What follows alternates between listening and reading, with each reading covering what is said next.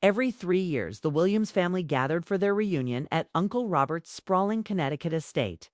That summer, 53 relatives filled the manicured lawn, catching up over barbecue and family stories while children darted between adults with sticky hands and paper plates. I lingered at the edge of the seating area, balancing a plate of potato salad and scanning for a place to sit. As always, the family had divided naturally into their familiar cliques: the polished professionals at the head table, the couples with children at the family tables, and the teenagers lounging on blankets near the pool, over here. My cousin Jessica waved from her table where she sat with Brandon, Stephanie, and Tyler, the cousins I privately called the Golden Four, all in their late 20s, all with thriving careers, and all radiating the kind of effortless confidence born from never having to wonder where they belonged. Relieved to be included, I carried my plate toward them. Jessica's smile sharpened as I approached. "Actually, you can't sit with us." I froze. "What?"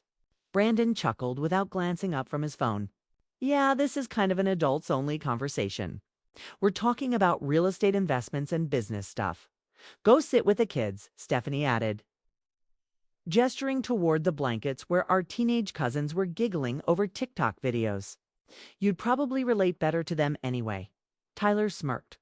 "Didn't you ask Uncle Robert for career advice earlier? That's giving serious high school guidance counselor energy." The four of them burst out laughing, not cruelly, exactly, but with the casual dismissal of people convinced they were simply helping me know my place. I stood there with my plate, humiliation rising hot up my neck. Around us, the reunion carried on. Conversations about promotions, mortgages, vacations, ordinary family talk that I was apparently unqualified to join. "Fine," I murmured. "I'll find somewhere else." "Don't be dramatic," Jessica called after me. "We're just being honest. You'll be more comfortable with people on your level." I drifted toward the edge of the property and found an empty spot beneath the huge oak tree. From there, I had a clear view of the whole event: the professionals boasting at the head table, the parents wrangling toddlers, the teens glued to their screens, and me alone under a tree like a child in timeout. I picked at my potato salad while the distant conversation carried. Brandon bragged about his newest crypto play. Stephanie recounted her promotion to senior marketing director. Tyler groaned over the dilemma of choosing between vacation homes in Vermont or Colorado. "Real problems," I muttered. My phone buzzed. A text from my assistant lit the screen. "Helicopter, ETA. 4:30 p.m. Pilot confirms clear weather for island departure." It was already 4:15. Perfect timing.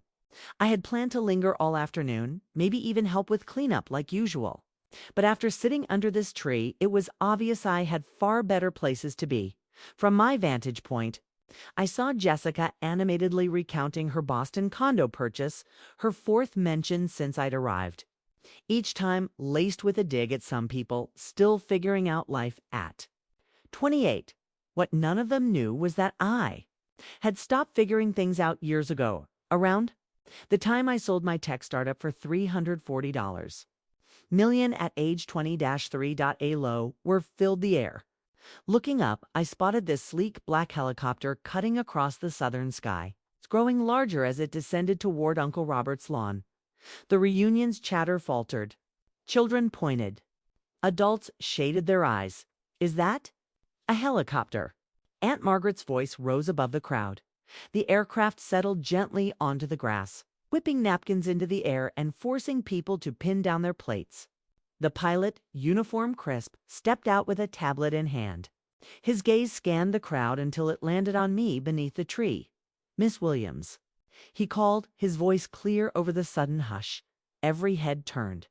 I rose slowly, brushing grass from my jeans and t-shirt. "That's me." The pilot strode toward me. "Your island is ready, Miss Williams. The staff has prepared everything to your specifications. Weather conditions are optimal for departure." The silence was absolute. 53 relatives stared as though I'd sprouted wings. "Thank you, Captain Morrison." I held out my phone. "The flight plan looks good. How long to Paradise Cay?" 45 minutes, ma'am. "The yacht crew is standing by for your arrival." I nodded, then glanced back toward my family. Jessica's mouth hung open. Brandon's phone lay forgotten in the grass. Stephanie and Tyler stood frozen mid-bite. Uncle Robert finally stepped forward, bewildered. Maya, what is this? Whose helicopter is that? Mine, I answered. Technically, it belongs to Meridian Holdings. But since I own Meridian Holdings, well, you get the idea, Aunt Margaret sputtered. Maya, sweetheart, you're talking nonsense. You work at that little tech company downtown? I did. I owned it. Sold it 5 years ago. For how much? Uncle Robert pressed. $340 million, I said evenly. Plus equity stakes in 3 other companies and a real estate portfolio. Jessica finally found her voice. That's impossible. You drive a Honda Civic. I like my Civic. It's reliable, but you live in that tiny apartment. I prefer small spaces. They're cozy. You asked Uncle Robert for career advice? I met his stunned gaze. I asked about municipal bonds. I'm considering infrastructure investments. He swallowed hard. How much are we talking? $200 million to start, Brandon choked. Stephanie's voice trembled. If you really have that kind of money, why didn't you ever tell us? I looked at her for a long moment. When should I have mentioned it? When you told me I wasn't successful enough to sit at your table, or when you suggested I'd be more comfortable with the kids? Her face flushed crimson. Miss Williams, Captain Morrison checked his watch. We should depart soon, of course. I turned back to my family. I should go. My island staff is waiting. Your island, Tyler croaked. Paradise Cay bought it last year, 37 acres in the Bahamas. My retreat when I need distance from people? I started toward the helicopter, then paused. My eyes found Jessica. Oh, just congratulations on your Boston condo. Real estate is always smart. Thanks, she whispered faintly. I smiled. Though I should mention I own the building, the condo you live in. It belongs to Beacon Hill Properties, one of my companies. Jessica's face drained of all color. You've been a good tenant, always paying rent on time. I appreciate that. I kept walking toward the helicopter as Captain Morrison held the passenger door open. Wait. My father's voice rose from the crowd. I turned and saw him pushing his way through the family. His expression caught somewhere between confusion and pride. Maya, honey, I don't understand. When did all of this happen? Over the past 5 years, Dad, I tried to tell you.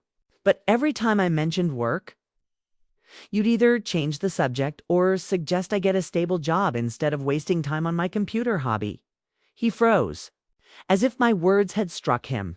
Your computer hobby was worth $300 million? The sale was worth $340 million. The hobby itself was worth more by the time I sold it. Mom appeared beside him, tears brimming. Maya, why didn't you insist? Why didn't you make us listen? I looked at my parents good, loving people who had simply never taken me seriously, because I wanted you to be proud of me for who I was, not what I owned. I wanted you to believe in me before you knew about the money. We are proud of you. Mom whispered desperately. Are you proud of me or of my bank account? Her lips parted, but no words came. Captain Morrison cleared his throat politely. Miss Williams, we should depart. I climbed into the helicopter and sank into the leather seat. Through the window, I saw my extended family standing in a semicircle on Uncle Robert's lawn, gazing up at me as if I were ascending to heaven. In a way, I was ready for departure, ma'am. The captain asked as he settled in. Ready? The rotor's word.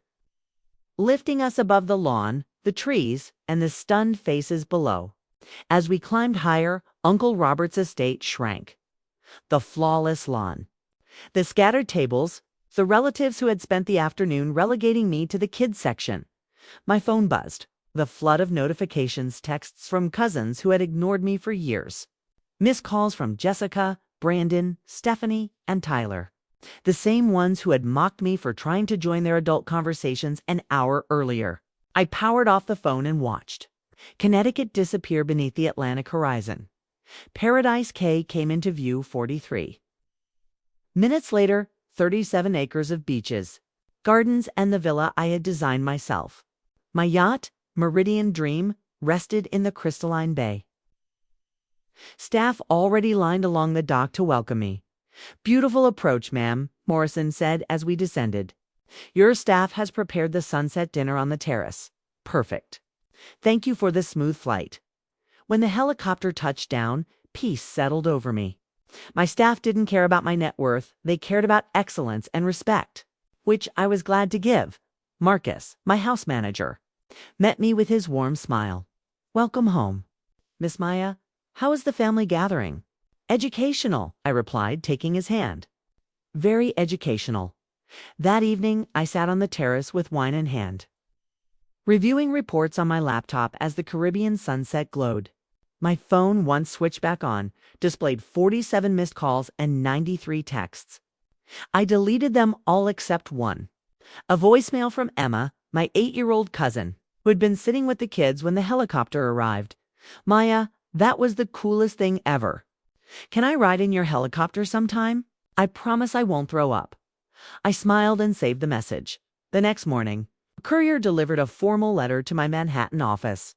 It was from Uncle Robert, written on his law firm's letterhead, apologizing for the family's failure to recognize my achievements and requesting a meeting to support each other moving forward. He praised my business acumen 6 times and my generous spirit 4 times. What he didn't mention was how his children had treated me like a charity case hours earlier. I filed it under interesting but irrelevant. 2 weeks later, Jessica called my office. Patricia, my assistant, buzzed me. She says she's your cousin and wants to apologize for some misunderstanding at a family event. A misunderstanding. Jessica's voice was nervous but bright when I took the call. "Oh my God, Maya, I'm so glad you answered. I've been trying to reach you for weeks.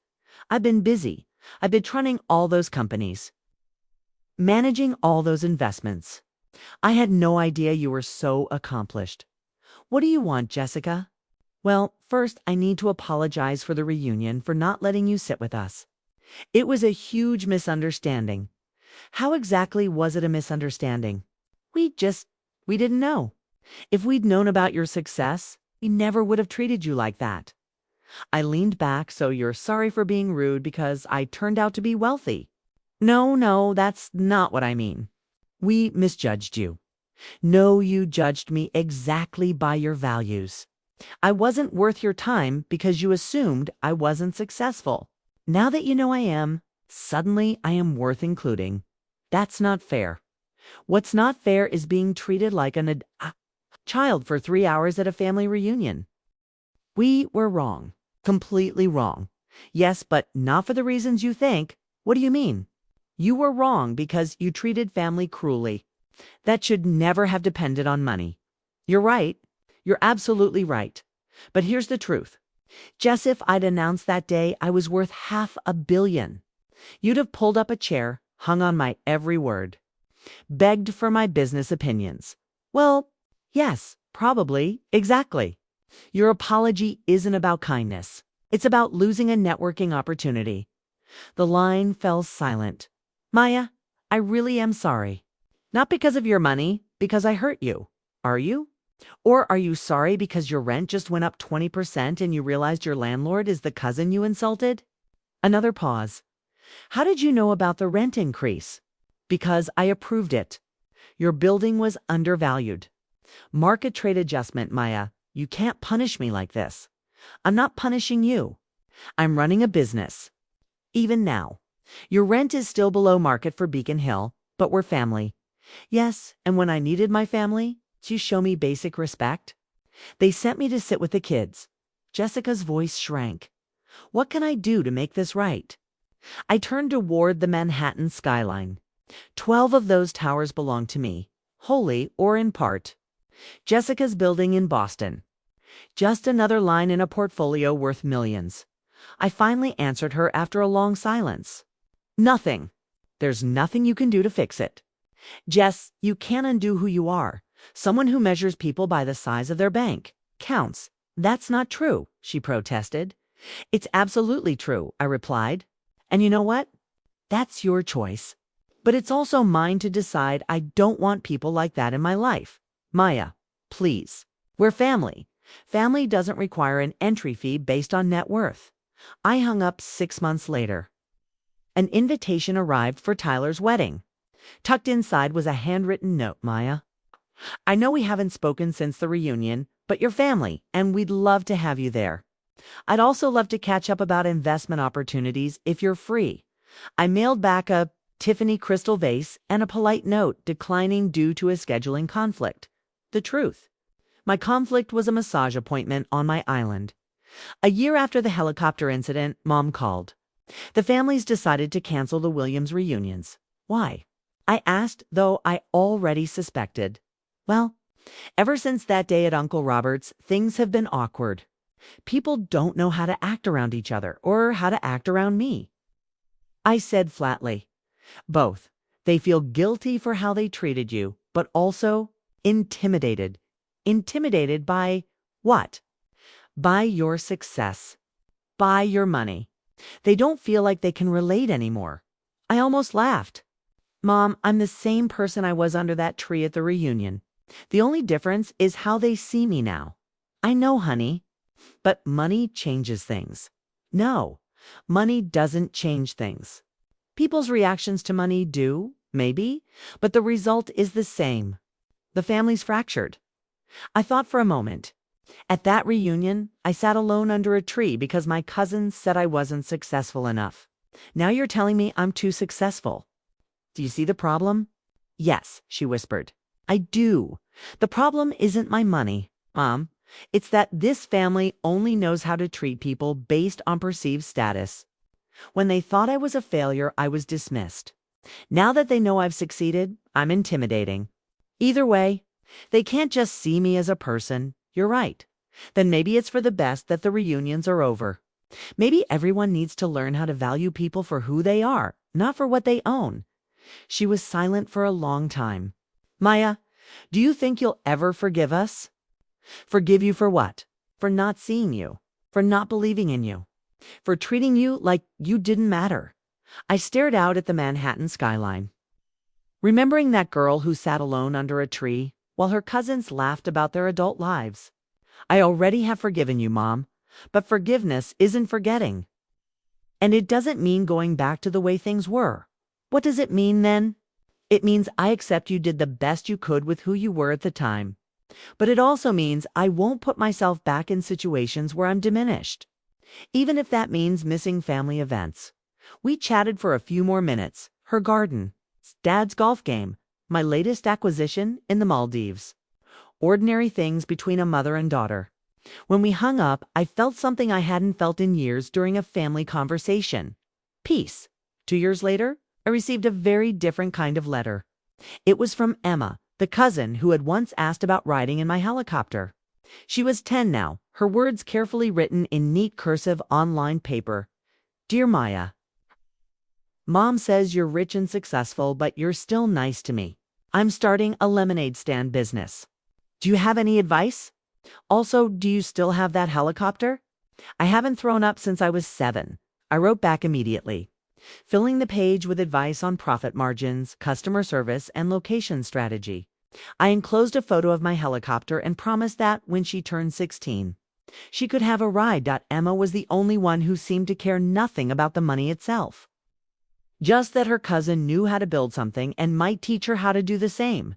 A month later, she proudly sent me a full profit report, complete with hand-drawn charts and graphs. Her net earnings for the summer, $247. I framed that report and hung it in my office, right beside my very first stock certificate and the photo of me ringing the opening bell at the New York Stock Exchange.